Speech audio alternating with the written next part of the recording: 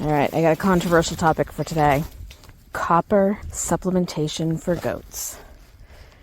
There's so much to talk about with copper, but the part that I'm going to talk about right now is that there is this belief on the internet, which has absolutely no scientific backing whatsoever, that if a goat's tail is shaped kind of like a fish's tail, like that, rather than like that, then that is a sign that she is copper deficient. And that is not accurate. The reason that tails would have a fishtail shape might be because the coat is unthrifty because they have intestinal parasites. When you give them a copper supplement, that creates a hostile environment for the parasites to live in, so they die off. And then, because the parasites have died off, the coat quality improves and the fishtail look goes away.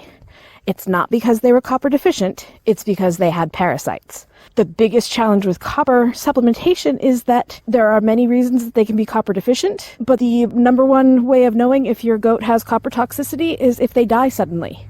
So for me, I would rather have my goats on a slight deficiency of copper than on a toxic level of copper, which is easy to do. I've heard of people who do routine bolusing and supplementation, and they end up with dead goats because it's too much. So I err on the side of not enough copper and treat the parasites. With this goat, the reason that she has a fishtail shape is because she is extremely rotund and she has a horrible time reaching the back end of her body, which sometimes gets itchy, especially during shedding season. She can't reach there to scratch. She rubs it up against anything. Fencing, doors, trees, anything that will get a good scratch in. So her tail is shaped like that because she rubs it. Fishtail shape has no bearing on whether or not your goat needs copper. Know your goat's supplements and remember that copper deficiency is much more treatable than sudden death due to copper toxicity.